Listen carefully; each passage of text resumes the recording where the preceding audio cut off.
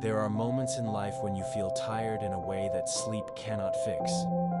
It isn't a physical exhaustion that can be cured by lying down. It is a mental tightness.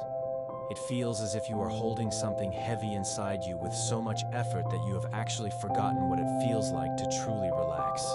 You wake up with your mind already racing, calculating what might go wrong before the sun has even fully risen. You replay conversations from 3 days ago, wondering if you said too much or too little. You anticipate outcomes that haven't happened yet, trying to build walls against a future you cannot see. Deep down, there is a quiet, persistent fear whispered by the ego. If I loosen my grip, if I stop monitoring every detail, everything will fall apart. If that feels familiar, I want you to take a breath. Right now. You are not weak for feeling this way. It is natural to feel overwhelmed in a world that never stops moving. You are simply human. Many people misunderstand what it means in Buddhism to let go of attachment. To the modern ear, it sounds cold. It sounds like a demand to stop caring about your family, to abandon your ambitions, or to become a hollow shell that feels nothing. Some critics say the Buddha taught people to reject the world in order to be happy. But that was never the teaching. The Buddha did not say, let go of life. He said, understand the way you hold it. There is a profound difference between holding a hand and grabbing a wrist.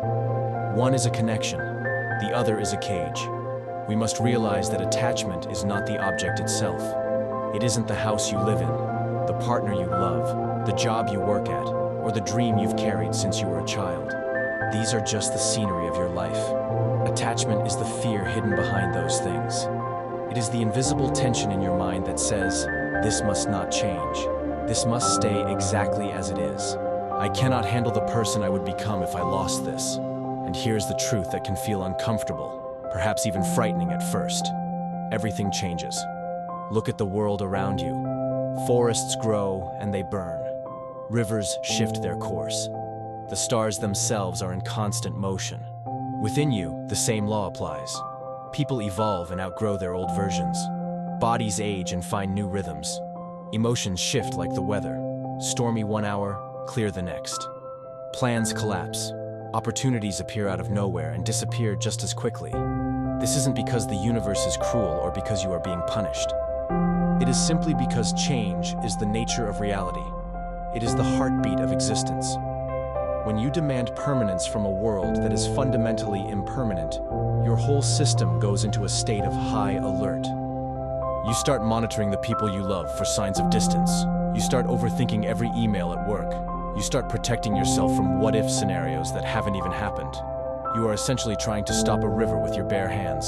That tension is dukkha, not because life is attacking you, but because you are fighting the nature of life itself.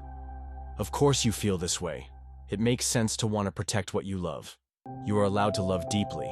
In fact, when you stop clinging, you can love more purely. It is a beautiful thing to enjoy your successes and celebrate your wins.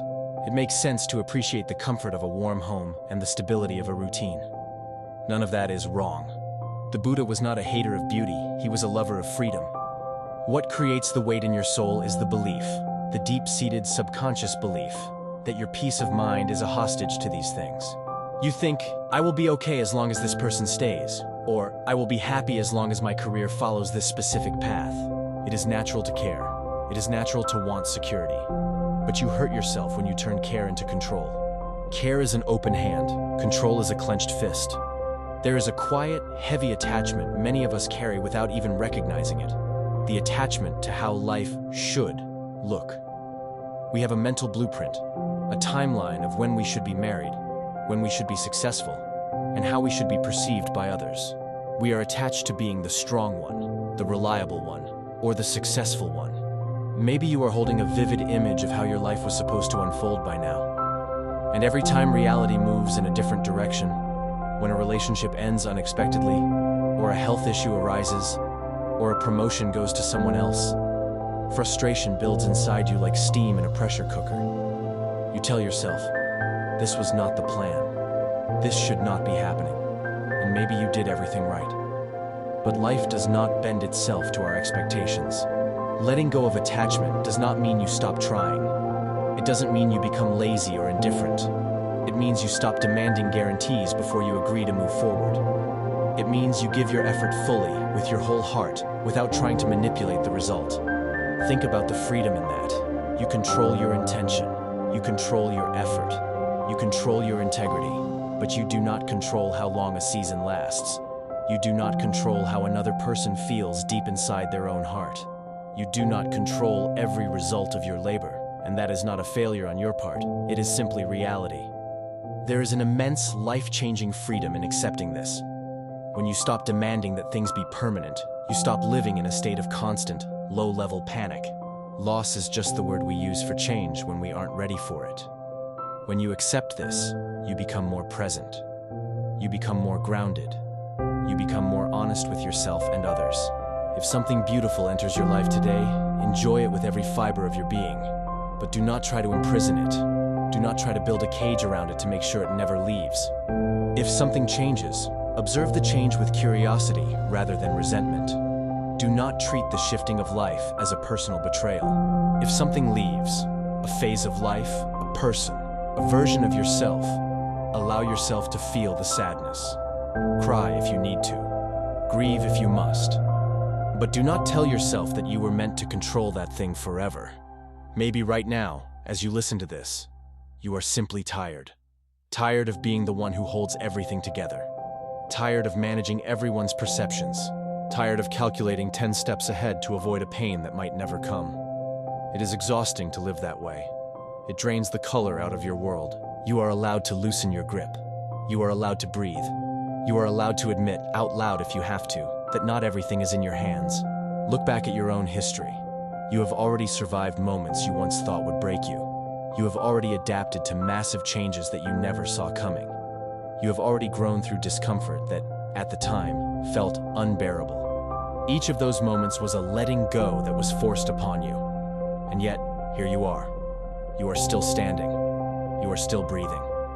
The uncertainty you fear so much is actually the very thing that has built the resilience inside you. Letting go of attachment does not make you a passive observer of your life. It makes you a stable one. You become like a mountain. The weather changes on the mountain every hour. There is snow, then sun, then wind, then rain. The mountain does not panic when the clouds arrive. It doesn't try to grab the sun to keep it from setting. It stays. It is stable. Not because nothing moves around it, but because it no longer panics when the movement happens. Imagine for a moment holding your life gently, like holding water in your cupped hands. If you squeeze your hands into fists to save the water, it squirts out between your fingers, and you are left with nothing but tired muscles. But if you keep your hands open and relaxed, you can hold the water. You can experience its coolness. You can appreciate its clarity. You allow it to move, and in that allowance, you get to truly experience it. Nothing in this world was meant to be possessed forever. Everything was meant to be experienced. If you are listening to this and thinking, "This is me, I am the one holding too tightly," then hear this clearly. You are not broken. You are simply learning. You are in the middle of a great lesson. You are learning how to live without clenching your fists. You are learning how to love without letting fear dominate you. You are learning how to move forward without guarantees. That is not weakness. That is the definition of courage. Tonight, you do not need to solve the problems of next month. You do not need to control what tomorrow will bring. Just do what you can, right here, with sincerity and kindness. Then, let the rest unfold as it will. You are allowed to live without holding the entire world together at once. You are allowed to let the universe do its job while you do yours. And maybe, in that small space where you finally loosen your grip, you will discover something you have been searching for all along. Not control, not certainty, not guarantees, but a quiet strength that was always there. A strength that does not panic when things move. A strength that does not collapse when things change. Stay present. Stay open. Walk forward without fear, because the strength you are searching for is not in controlling life, but in trusting yourself within it.